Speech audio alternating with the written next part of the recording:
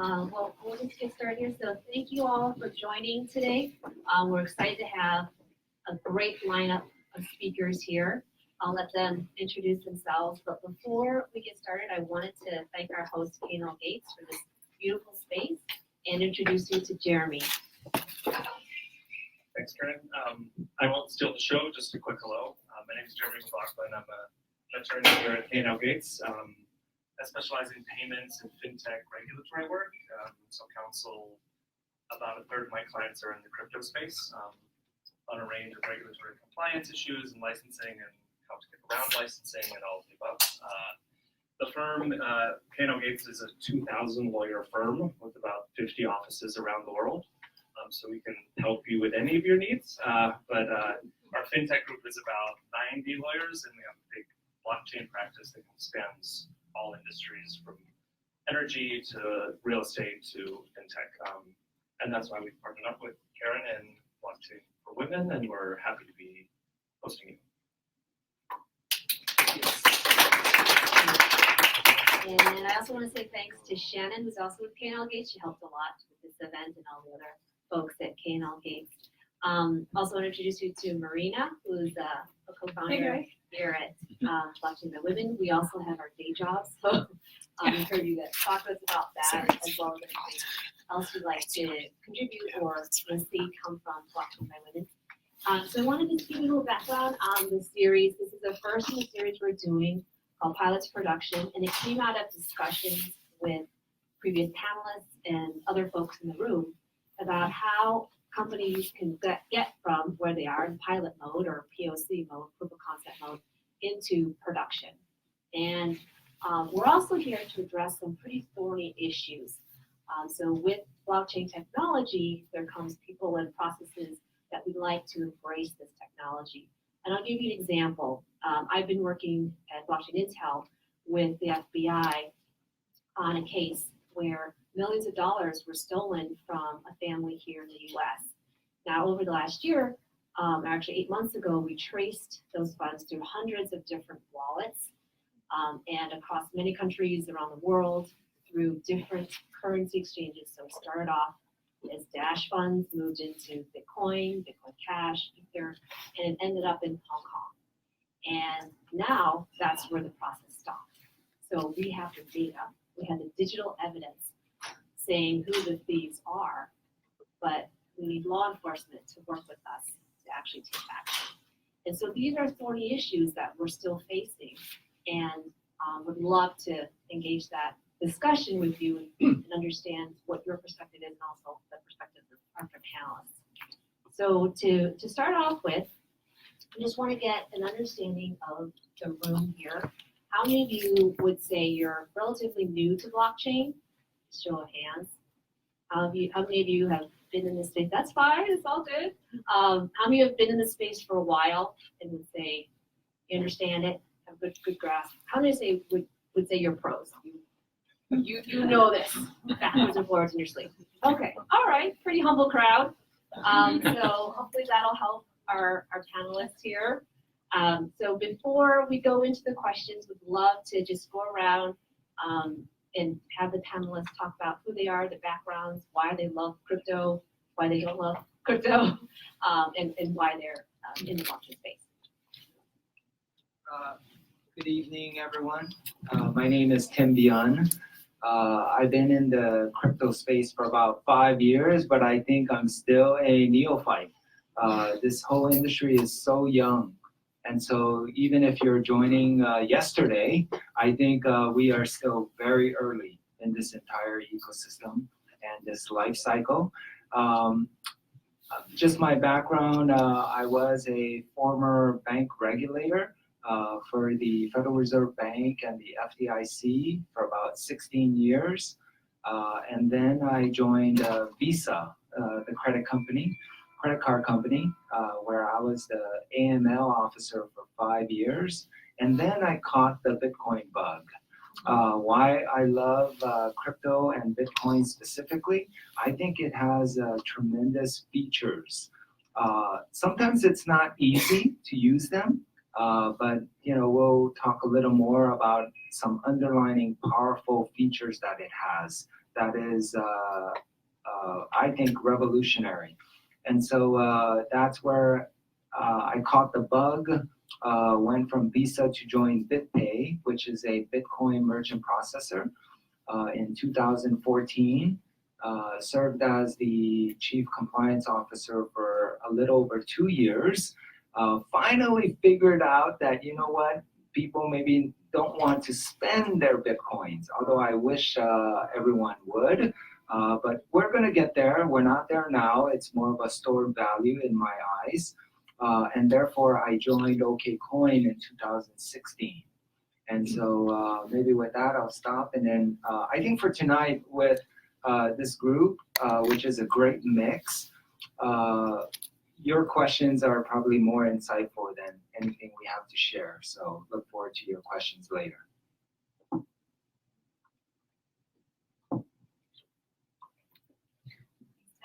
Hey everyone, I'm Linda. I work in product at Coinbase, and specifically I work on Coinbase Pro. It was previously known as GDAX, if any of you guys traded on it before. At Coinbase, I'm primarily focused on a handful of things.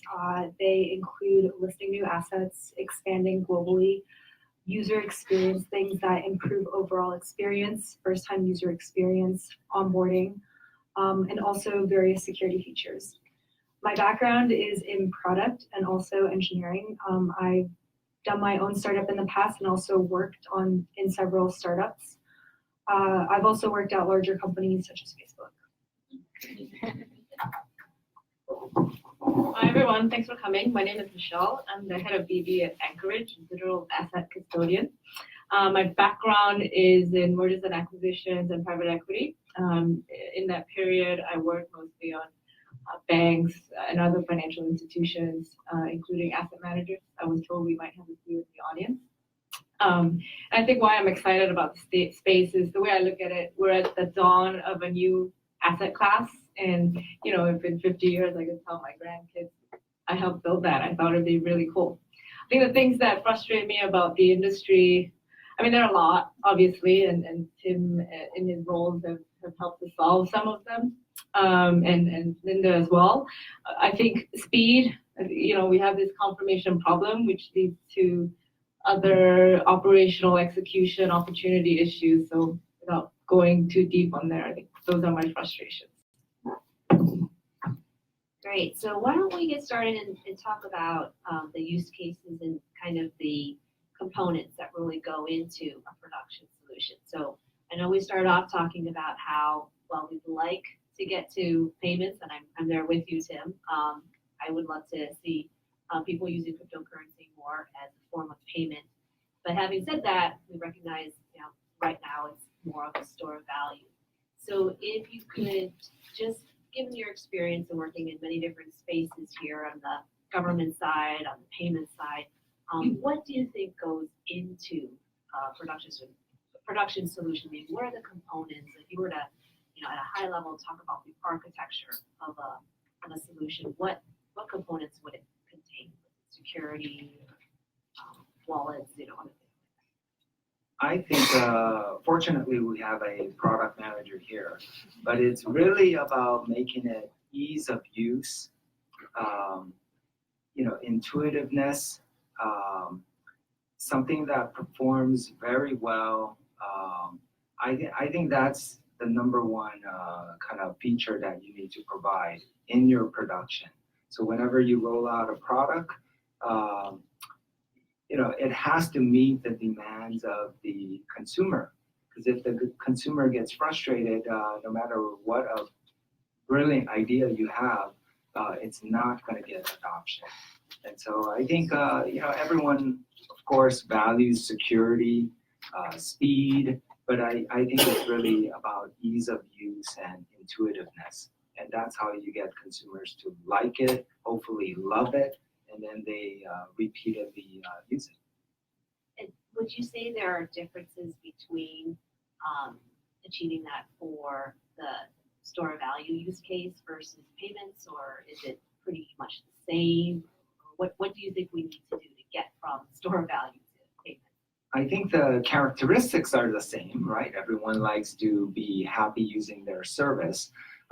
Just that the functionality or purpose of, as an example, Bitcoin, it has many uses. And so if you want to use it as a payment, you're going to require different things. If you want to use it as a stored value or a long-term investment, you're going to demand other features of it. If you're going to trade on a centralized exchange, such as OKCoin or Coinbase Pro, you're going to require different aspects of it. So I think it depends, but the commonality is you need to serve the customers. And going into that, actually, Linda, if you could talk a little bit more about scalability and in your experience, that ease of use and how to build that in. What also, if you could add to that, what kind of infrastructure do you need to have to scale to support millions of users, right? You can't have 50 support help desk people, serving millions of people. How do you address that problem? And what improvements do you think you have to make? What improvements do you think the industry needs to make to make things more scalable? Great questions. One, I couldn't agree more. So much of helping crypto evolve really is usability. And I think to take it a step further, we're dealing with people's money, right? People want to feel in control of their money. So it's about building products that make people feel like they're in control. So using scalability in the other sense. So scalability of the blockchain is not great right now. That means funds can't be sent super quickly. There can't be a lot of transactions at once. That's why decentralized exchanges, for example, are not super usable. However, even if something takes long, I think so long as we as products are clearly communicating that to users and setting expectations, then they feel in control of their funds. So I think it's about usability and making them feel like they're in control of the product that they're using. In terms of scaling to thousands or millions of users, I think there is two pieces. One is the infrastructure of scaling with a support team and people. So this is the part that is less scalable per se. At Coinbase, we have a huge support team that take incoming tickets coming from customers and try to get back to them with a very set SLA so they feel like they're heard and their problems are being solved.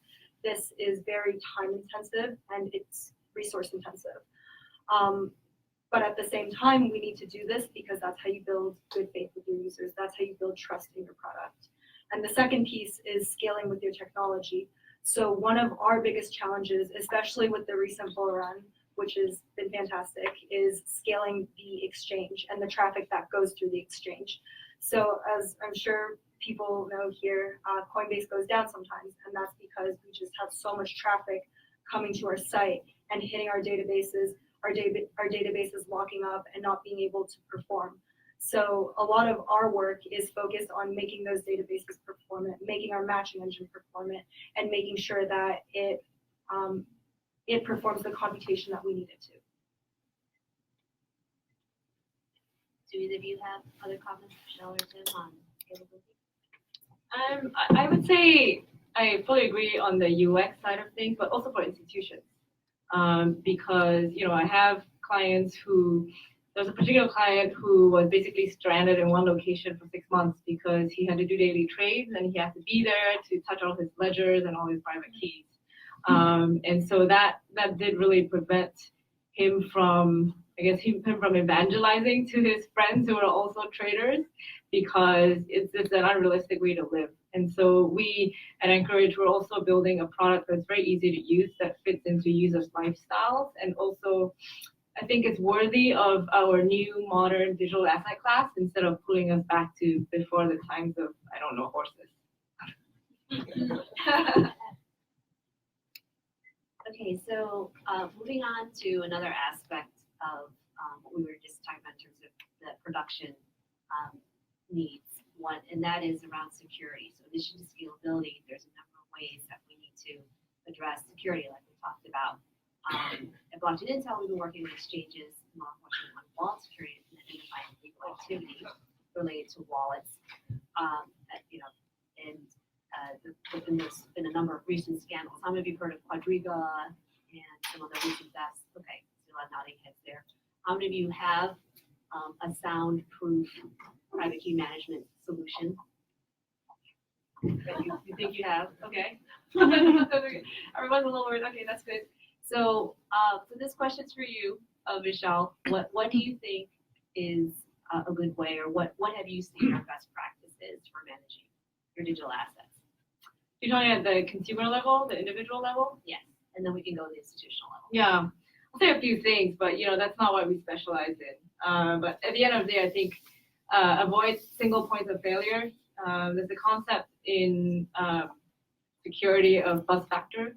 Make sure that if a bus hits a certain number of you over, runs over a certain number of you over, you're okay. Your descendants can claim their assets. The bus factor is important. And that's also why. Do you trial run this? Do you test this? I mean, that's also why some funds, they have, two partners will never travel on the same plane. That might actually happen if they self-custody, which nobody should if you're an institution.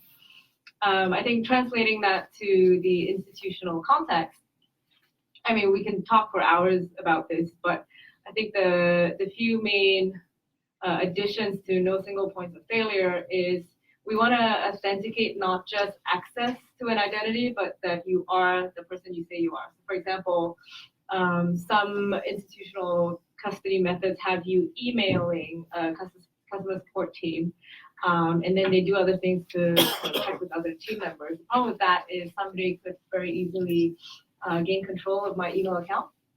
So what you want to do is make sure that your custodian is authenticating the individual, not just access to the individual's channels of communication. The other one would be to authenticate the organization's intent. So for example, if we typically see transactions of $1 million and they typically happen on Wednesday mornings, and suddenly there's a $10 million on a Saturday night, you want to make sure that somebody's watching these trades and seeing that they're consistent with the firm's behavior. So authenticate not just identity, but also intent. So those are some simple ones.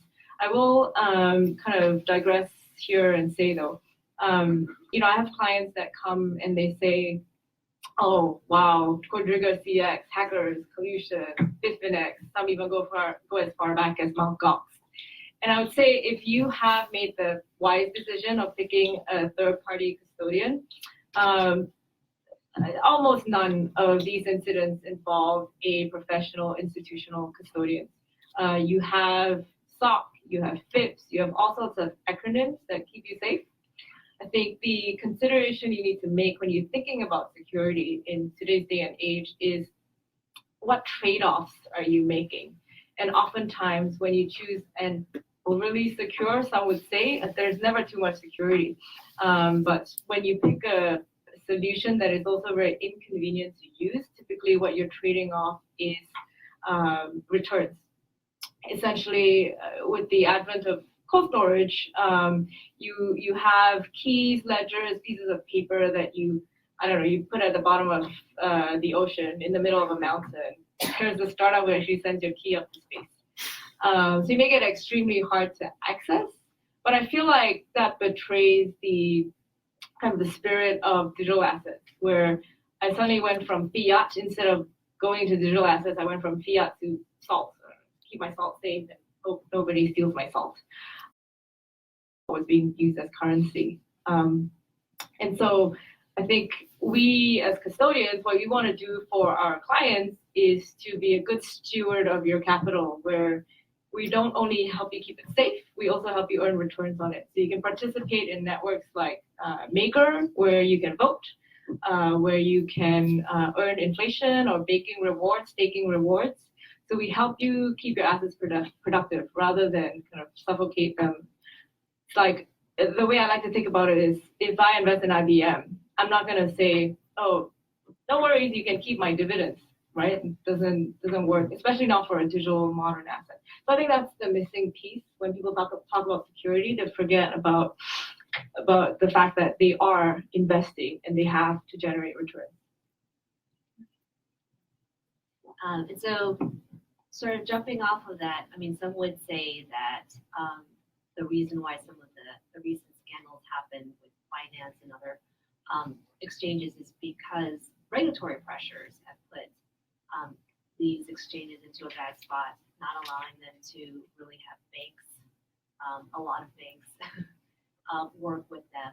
So I wanted to just end up on that issue a little bit with you, Tim, and talk about your experience, what you see with the regulators, and if you see FATF, so Financial Action Task Force, for those of you who don't know FATF, it's the governing force, and I'll let Tim talk a little more detail about FATF, but what do you think about FATF, the regulators here in the US, in Europe, are they getting their act together, and what are they doing specifically that will help move things forward, the industry forward? That's a pretty big question there. But first of all, let me just clarify something. The security aspect in regards to hacks, I think it all comes down to trust, right? If you're parking your tokens or fiat at a centralized exchange like OKCoin or Coinbase, you're trusting that we're going to be around, and when you want your tokens back, we're going to give you your tokens and we'll have your tokens. Unfortunately, exchanges such as Quadriga, CoinSecure, Bitfinex, Mt. Gox, and probably many more have been hacked. That's what we read in the papers, but I think you even have to kind of dive into what does that hack mean, because unfortunately, a lot of these hacks are simply the company has lost or spent or walked away with the coins. That's all it is. It's just blatant fraud. So I think if you go with a centralized exchange, you need to look at their history, maybe how long they've been operating, and make a judgment for yourself. And so I think security starts with you. You have to be secure in what you're doing. By no means am I going to say you can feel even more secure by going with a ledger or a keep key or a self-custody wallet. Even though they are very powerful, it brings you a different responsibility. So again, I think it comes back to you. Are you ready to store your 12-word seed? Are you ready to keep that in a secure place? I don't know where that is, in a safe deposit box, in a sheet of paper that you cut into two and give one to your brother. I don't know, but it doesn't matter. You have to be secure about it. And don't laugh, because I think actually a novel way to secure your own Bitcoins is actually a very good one. So you need to just put in some time and thought in how you're going to secure your Bitcoins. And believe it or not, I'm a customer of Coinbase from early on, before I even worked at OKCoin. And I prefer to put my coins at Coinbase, just a portion, because I love calling up someone and complaining, I lost my password, help me out, right? So when there's a password reset, right? So if you use a self-custody wallet, there is no one to call. It's all you. So you have the full power, but you have the full responsibility. You just have to know that, right? You store your, brick of money under your mattress, and your mattress goes up in flames. There's only one person to blame. You decided to put it there. So either way, it's fine, but I think you have to be good with it. Long-winded question, but back to FATF. This is another very complex regulatory issue. What FATF, which is driven by FinCEN this year, so the US is the the chair of FATF. They hold the gavel. They're like the Speaker of the House this year for FATF. They control the agenda. And so they have successfully negotiated, vetted that a rule that's already in place in the US called the travel rule should apply globally. And so now it's a FATF recommendation. That's what happened. So what that means is that FATF, which is all the countries' FIU, like FinCEN, Department of Treasury, is recommending to the countries to pass this law for themselves. So until that happens, FATF is just a great idea. But now the next step is for the countries to pass their respective laws, consistent to hopefully FATF's recommendation. So I don't know what the answer is. We'll see how many pass that law. As you know, passing laws anywhere is difficult, but we'll see. And the travel rule itself, that is very controversial because what the US has actually done is taken rules that currently apply to SWIFT and Fedwire to apply to the blockchain. So for regulated entities that send more than $3,000 worth of a token, we are actually now have been required since 1996, when this was effective for the US, to also send some personal information. And you have to travel that information.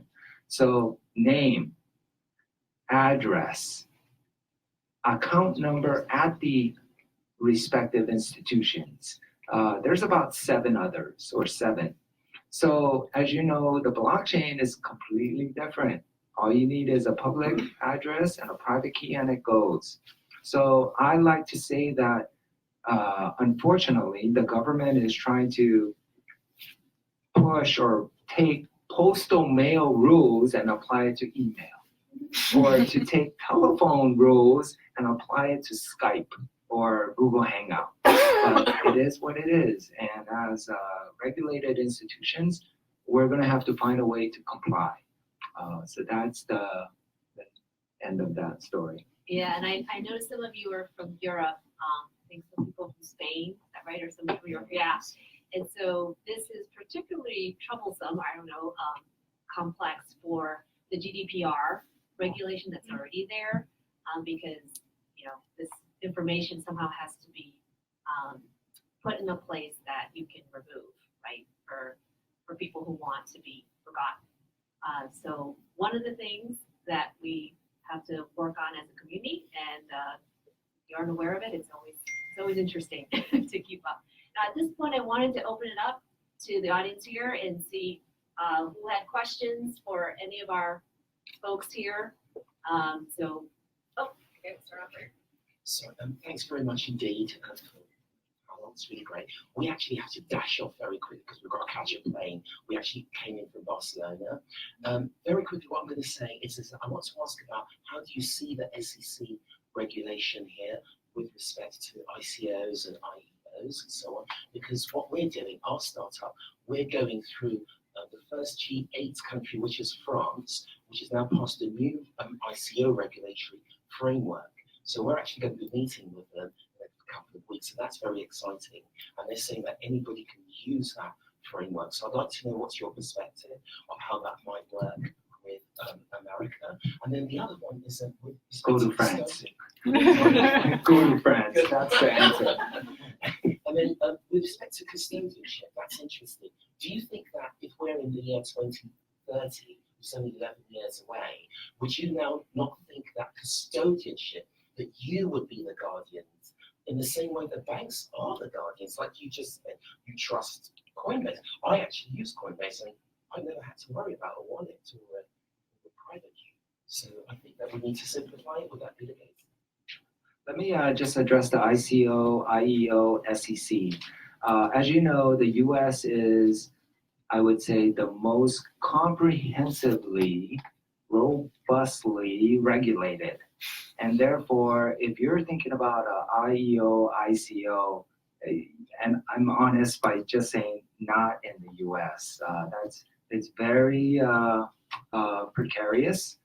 So we OKCoin would not would be very, very conservative in that regard. We only have 18 tokens on our platform.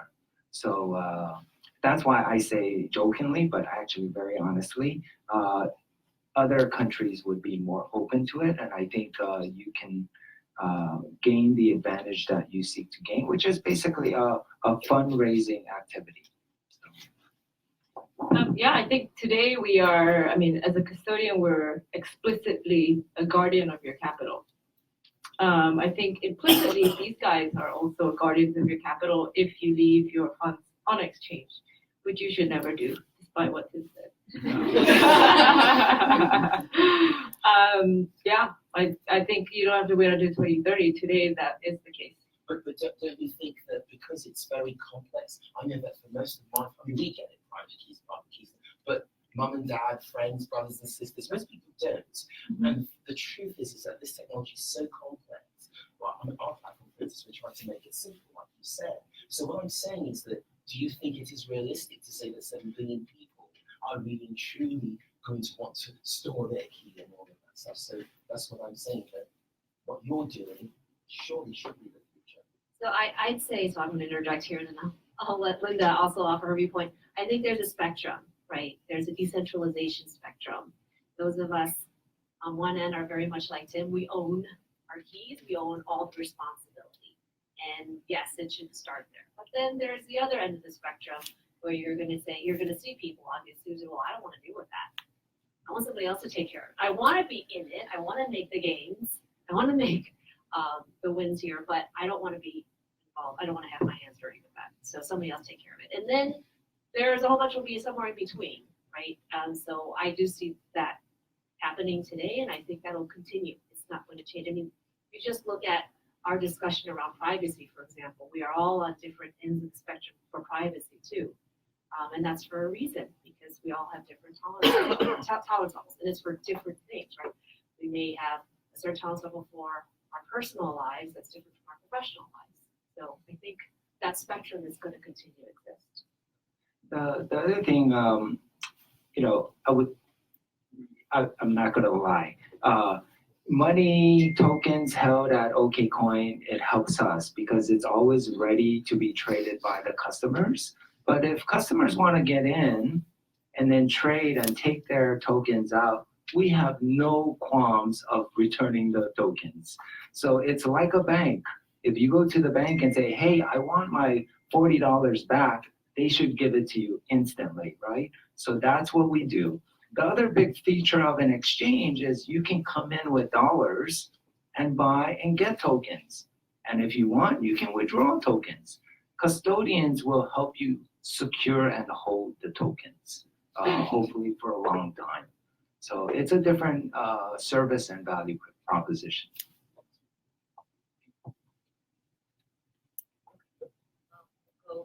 This side and then the other side. Thank you. It's for a quick question. My name is Rose Gabriel. Thank you to the great panel here. This may be a novice question, but I've been studying it for about a year now. First of all, could you all assess the level of risk? And will there ever be anything like an FDIC insured? Something like that? Or what? An FDIC insured For your money. And your exchange, your dollars for coin. Yeah, I am pretty sure this is public information, but all of your fiat on Coinbase is FDIC insured. And our hot wallets are also FDIC insured. It's a novice question. No, all questions are good. Actually, let me clarify that. The hot wallets are not FDIC insured because I used to work for the FDIC. FDIC only insures fiat. The hot wallet is actually, Coinbase did an excellent job of buying private insurance. So it is insured. But the hot wallet tokens, so, okay, if you're just asking what is the riskiness of tokens or cryptocurrency, 1 through 10, I would put it at 10. Because you're talking, never mind the the safekeeping risk, you have to imagine the price volatility risk, right? Today, Bitcoin dropped 20%.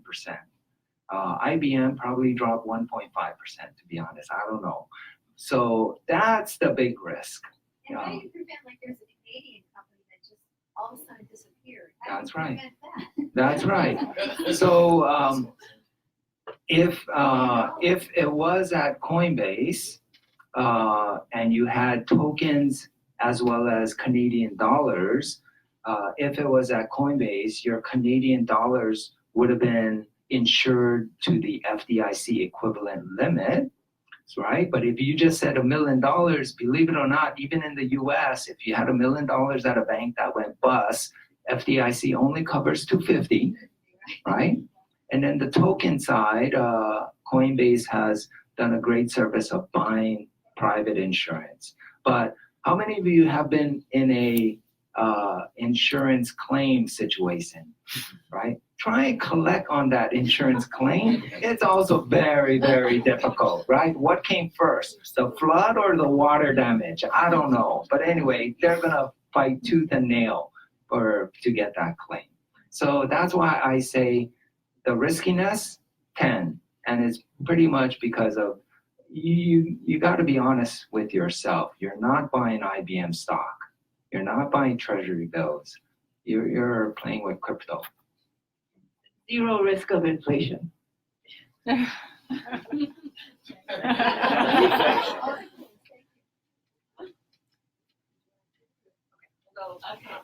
Hello. My name is Zoe. Also, thank you very much for the panel. My question is more GDPR. Or focus on GDPR. Currently, said we have to work together to create or do something for or against this law at all. And Tim, you also mentioned that you have like these requirements now to have this information. What do you do at the moment to be GDPR compliant or to actually give your customers the right to be forgotten in this information? Tough question, and we're glad that K&L Gates is right here to provide that professional opinion to you. No, but just kidding. One great aspect of GDPR is what you just ended with in terms of, I forgot what word you used, banishing your information or Right to be the forgotten. right to be forgotten. That is actually in contravention to most AML regulations, because AML regulations require regulated entities, including banks, to keep your information for at least 5 years. So even if you call the bank and say, I want my information erased, please do not leave any trace of me having a bank account at your bank. The banks cannot do that because by law, they must keep it for 5 years. So that's where kind of the rubber meets the road, and there's an inherent conflict right now. And so we have OKCoin Europe, which is a European entity, fully abiding by GDPR. And so we've had, I think, a grand total of 1 customer that called and said, I want to be banished, or I want all my information out of your system. And we say that we received yours, but we also have to fulfill our regulatory obligation. So it's a conflict. But there's other good features of GDPR, which is good. But the banishing of information, no, I don't think that's possible. Yeah, I mean, I think there are some ways people get around it by, first of all, not putting anything that's personally identifiable information on the blockchain itself, right? So if you have a transaction, you have the wallet address, you have the amount, there's nothing that says this is Tim, right? So that's important. Now, putting that in a separate place, right? And then doing some kind of correlation, that's a separate matter, right? And then you can destroy or delete or whatever that separate database. But yeah, I mean, it's a tricky. To be honest, if it's a real concern to an individual to not have your personal information out there, you should just simply not put it out there, right? So instead of putting it in a regulated entity, we're going to require driver's license, passport, utility bill, the full 9 yards of KYC. But you could use a self-hosted wallet and not provide driver's license, passport. And so, again, I think you have to kind of look internally to yourself, what's very important to you, and make your own solution. Just piggybacking on both of their comments, and this is not legal advice, this is just comments. And a lot of these laws like GDPR, and California has its new Privacy Act that is the most preeminent in the US right now, but they'll have exceptions, right, from these for financial institutions and other regulated entities that are required by other laws to maintain this information. I think the conflict still exists because it's what exact information are they required to maintain, what can they rely on this exemption for, and say, no, we have to keep that. And that's where the difficulty arises, but that's how you reconcile some of the conflict.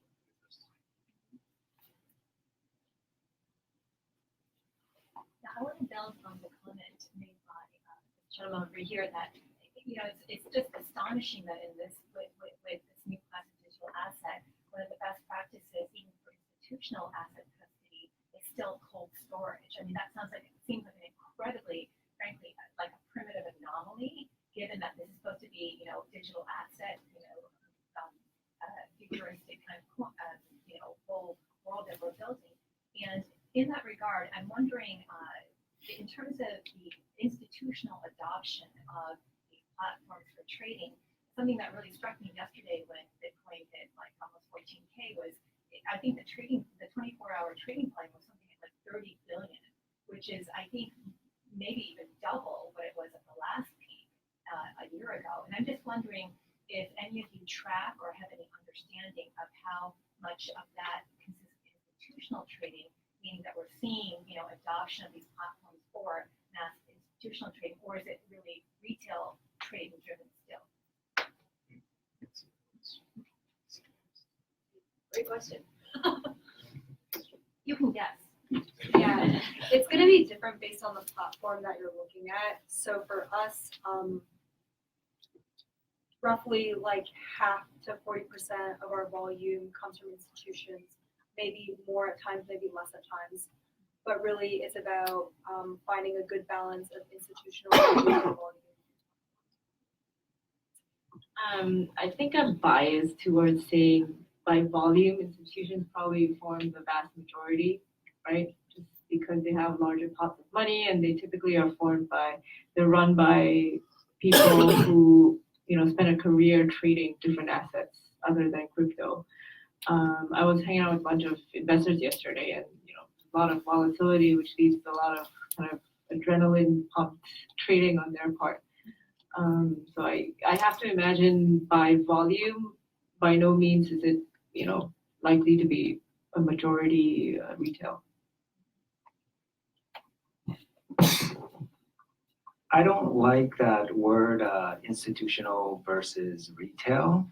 I like to characterize it as individual or entity, right? Are you trading as Timbian or are you trading as Bayview LLC? To me, that's the two categories. Only because when even within our company, when we talk about institutionals, we get a little vague and it gets cloudy. What is actually an institutional? Is it a two-man trading shop that has been trading Bitcoins for 5 years? Or is it Fidelity that is getting into trading from last month, right? So we don't like to use the words institutional and retail. We like to use individual and entities, and it's entities that are driving the volume, because entities are trading more as arbitrage and just quick, almost like day trading speculation. They're going in and out, trying to capture small spreads, so they do a lot, and they're up all night. And they might even have a 24/7 book with offices in Asia, Europe, and back in the States, and they're trading all day long. So that's how you get a lot of volume. Individuals, you, me, we might take a position. We might think we're sophisticated and stay up all night and get red eye next morning, but I don't think that's what's driving the volume. See, then I'm curious to know, for example, like with Coinvault, recently I was looking at Coinvault, and it's still 48 hours delay for someone to go and get your piece of paper out of the security deposit box and, give you your coins back. I mean, that's 48 hours, and if the market's moving in 20, I think it actually moved 25% from yesterday to today. How are these large traders, I'm just curious, these institutions actually trading without compromising their hot wallets between security apps? You mean how are they compromised without? How are they trading without compromising their cold wallets? The cold wallets are storage is out and about, or it takes a lot of hoops to get it. But that's the whole purpose of your cold wallet. You want to lock it away because you don't want to trade it. So even if the market runs up, I don't think the long-term hold investors are all of a sudden calling their custodians and saying, I want to get it out. I think they probably have already some in their hot wallet, and they might trade that. But really, the code stuff, I think it's more for long term. And think about even yourself. Aren't they just trading futures though? I mean, I thought they were trading They futures, could. so they don't actually have to own assets to do that. And they They- have a lot of leverage. So that's a lot of the volume. That's right. So they'll have other accounts and just trade. I think the cold storage stuff, probably like Zappo, probably the most old school renowned. It's in a cave, guarded by security guards with guns. That thing's not going to move. So it's just different purposes. I think I have one answer to that. I was in New York for Blockchain Week in May and hung out with a bunch of higher frequency traders. None of them were interested in becoming a customer. I think price risk, as you mentioned, with the 48 hours is a lot bigger of a risk to them than principal or security risk, depending on your trading style.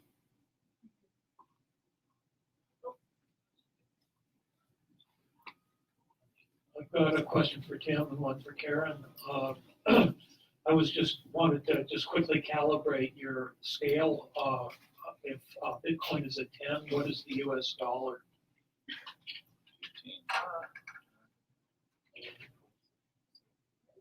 I think the US dollar is like at a 1 or 2.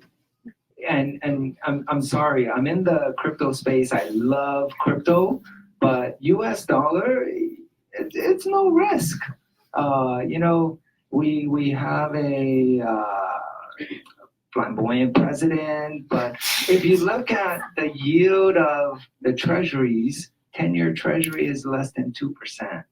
That means that someone really loves treasuries and there's a lot of faith in it. That's why I put it as a 1 or 2. Does it mean that I'm gonna invest in the US dollar? No. But in terms of risk, I think it's a 1 or 2. It erodes, but other than that. Sure, inflation, you can't buy much with $1 versus 30 years, but that's something that we all have to deal with. And then for Karen, I'm confused about the risk of putting identity information into the blockchain with my transactions. Because if you were able to trace probably people that were trying to be very anonymous all the way to Hong Kong, what difference does it make between trying to be anonymous or just putting your name out there? Okay. So that's a great question. So on the blockchain, there is no personal information.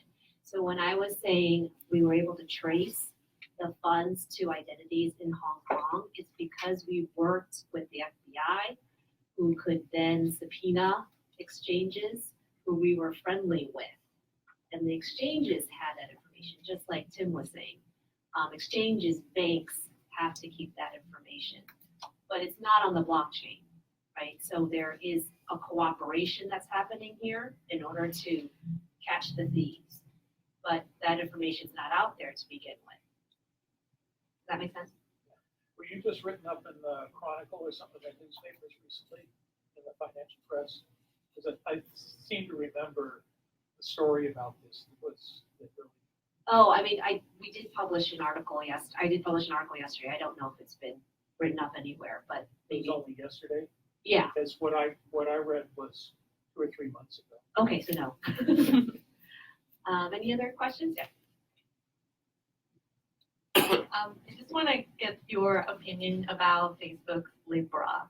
And they said, we're talking about the price risk for all the crypto, and they claim that they are going to be a stable coin and it would be backed by a basket of either like treasury bill or money market fund.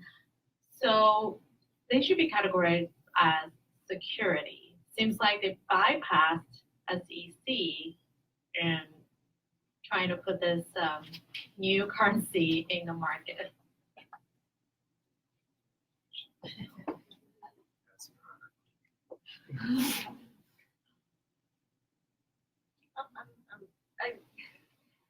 Coinbase is part of Libra. No? I think so. Yeah. Is as well. I think also, I mean that's a very loaded question being live streamed. I think it's not appropriate for us to comment. But I was at the Bitcoin 2019 conference the last 2 days, and people are cautiously optimistic that if Facebook pulls it off, Facebook and its partners like us pull it off, then we will really drive crypto adoption across the world. And the ideal use case is somebody in the middle of a village somewhere wouldn't have to realize that, hey, I'm interacting with crypto. It's just a form of payment that they can have trust in, and where wherever their relatives are around the world, they can move money around.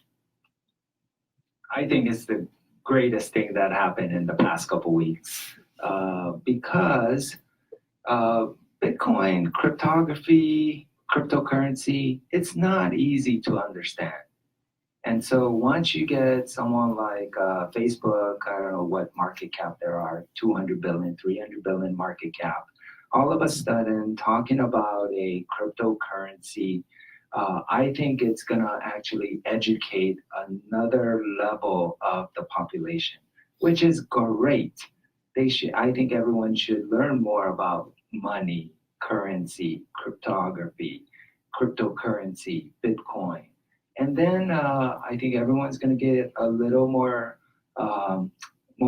smart. And then maybe they'll even come back and reread what Bitcoin is all about. And then they'll see some stark differences. So I think it's great. I don't know exactly what the finer details are, so I can't really comment whether it's a security or not. But we'll see. The other fascinating thing is that they're going to launch a wallet called Calibra. So that's another fascinating topic for the general public to learn. Again, what is a cryptocurrency wallet? How is it different from blockchain? How is it different from Bread Wallet, Jax, all these self-hosted wallets? And so can you call someone when you forget your password, right? So I think that, and what's so different about it? So again, I think great questions for us to all learn from. I was at Facebook yesterday, actually asking those same questions, and I agree. I mean, with this group here, it's a great thing. I mean, Facebook has the might, right, to push regulators to do things, and they are. I mean, the regulators are actually asking to slow down, which is very silly. But Facebook is going to plow ahead. And like Tim said, Calibra was a very smart move, right? They spent a lot of time. Facebook didn't tell the rest of the company for a long time what they were doing because they spent a lot of time pulling together this consortium of all these major players and coming together and saying, hey, we're going to work together in this wallet and potentially other things like the payment processing of it. But agreed, it's a thing because Facebook is such a ubiquitous platform now for everyone around the world, right? It makes it a big deal. We were talking about how If you go to China, you have, Alipay and you have WeChat, and that's great if you're in China. But for those of us who are not always going to China, or not in China, not Chinese citizens, it doesn't make it, there's no use for us when we travel internationally. Whereas Facebook make a lot of sense.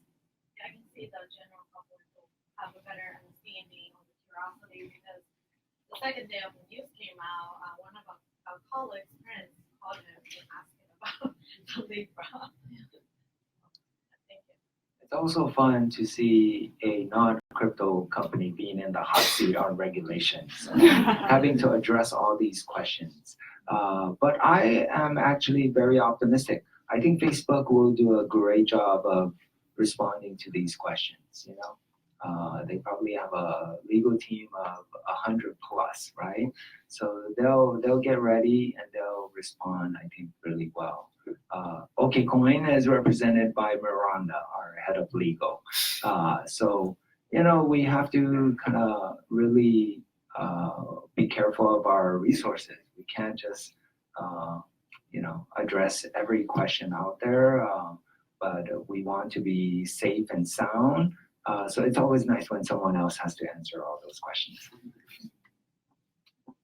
Any other questions here?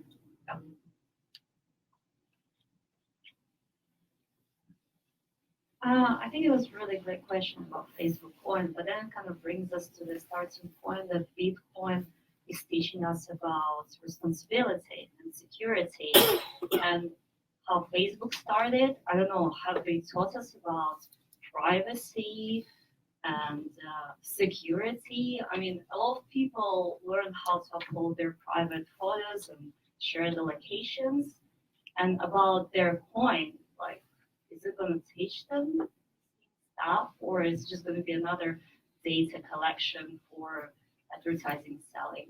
And another question for you. What are your best practices in building trust with customers? I mean, Coinbase kind of like is on a good path. I'm not that quite familiar with OKCoin. But I was just wondering, would you rely more on programming and trusting software, or rather than just marketing and being good at customer support? I think it's really a combination of both. I think marketing sends the message in which the message is shared among people and people talk about trust at your company, but then you really have to execute on it. So at Coinbase, we built certain security features. So in the last year, we built something called address whitelisting. So this only lets you send to addresses that you've whitelisted, and anything else other than the addresses that you've whitelisted take 48 hours to add as a whitelisted address. It also takes 48 hours to disable whitelisting. So the reason we do this is because fiat transactions, like with USD, if it's sent off platform, that transaction can be reversed. With crypto, it can't. If the crypto is sent off platform, you can't get it back. So this is friction that we introduce for users that users can choose to turn on that will make their account more secure. And we provide a risk score. And the risk score is for wallet addresses. So something similar, not quite so far as whitelisting, but a risk score that says, is this address connected to scams and dark nets and things like that. So there are a number of solutions out there like that can help. I think that's a great answer or question. I'll be interested in your answer. I think we're still figuring it out, trying to improve our profile and trust. Jim is in charge of our marketing. So if anyone has some great feedback, we're all ears. But it's not, there's no one answer, right? I think we have to approach it in multiple fronts. A great seamless product features, brand reputation, delivering excellent service day in, day out, year over year. I think all of that. Any other questions?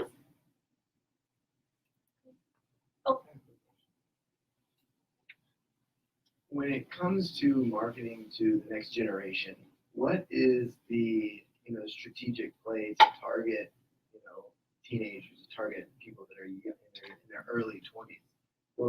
a strategic play for the next generation?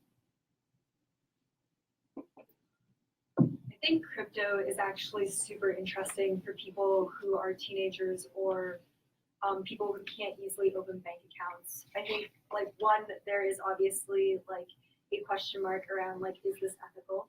But two, it allows them to transact with each other, with other entities without having to go through a bank account.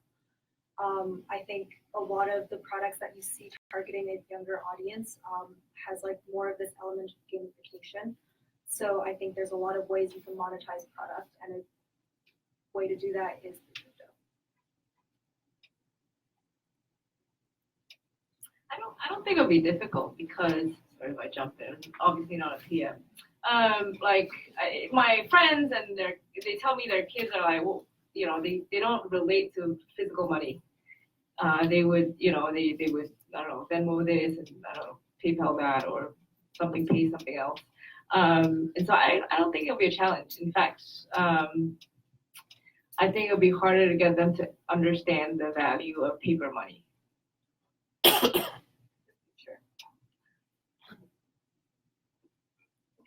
If there are no more questions, anyone?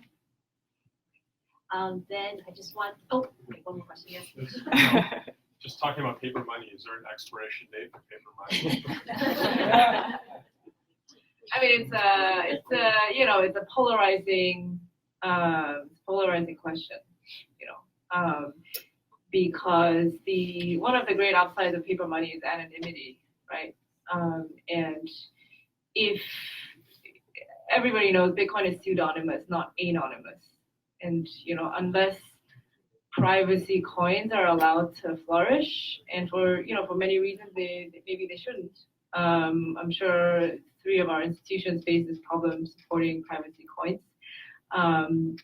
You know, I don't know, the jury's out. I think I see people who deliberately use cash in order to make sure cash never goes away.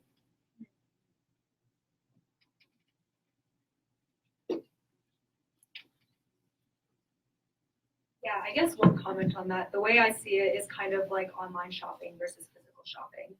Physical shopping is something that brings people comfort. It's like something that you do as a pastime. It's a pleasure.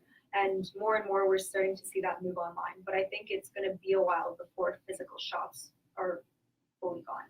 Same thing with physical money. It gives people comfort. In a lot of countries, you only have physical money. So I think for that to go away and move on to the cloud or to move on to the blockchain, it's going to take a while.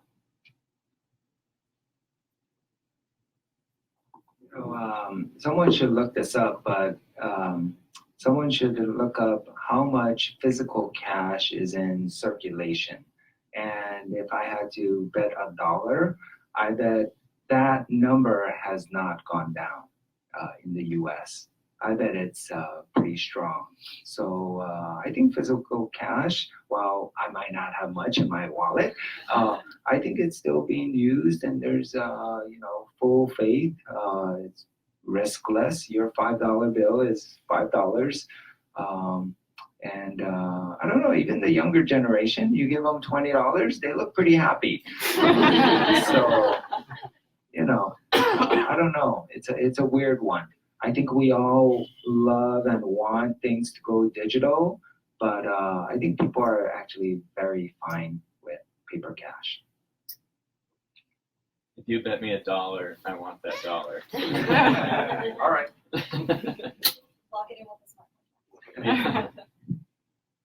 But if there are no more questions, then I'll let Tim just say a few words about OKCoin. We want to thank OKCoin for sponsoring this evening and maybe pointing out a few of your team here. Sure. We want to also thank K&L Gates, Blockchain by Women. We're a young budding company. We're right down the street, 150 Spear in San Francisco. We're now up to 26, and I'm proud to say I took the tally yesterday, where 14 out of 26 are women. So I think, although I'm not women on the panel here, I think I can represent pretty well. So that's 54%, I think. But in terms of our product, I just want to emphasize we are a fiat crypto exchange. That means that you can bring in dollars, you can bring in euros. We just launched OKCoin Europe. We have a JV in Korea, so Korean residents can bring in Korean won to trade into crypto. We hope to soon launch our joint venture in Japan, OKCoin Japan. You hear a recurring theme. So that will enable Japanese yen to be brought in from Japanese bank accounts to our subsidiary, our joint ventures bank account. So that's what we're about, and we look forward to hopefully delivering great service. We know we have a lot of work to do, but that's our mission.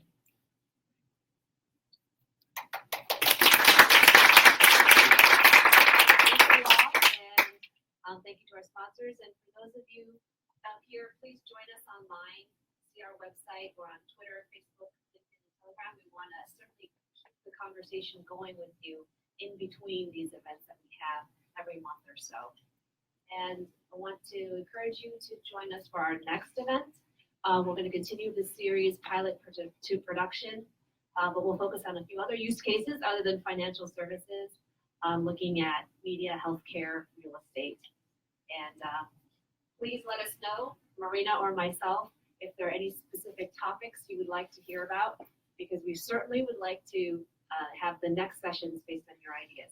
So thank you, and look forward to chatting with you even longer after this. And sorry, I have a lot of my teammates. You can see them in their OKCoin attire. They're much smarter than me, so please reach out to them and ask more questions.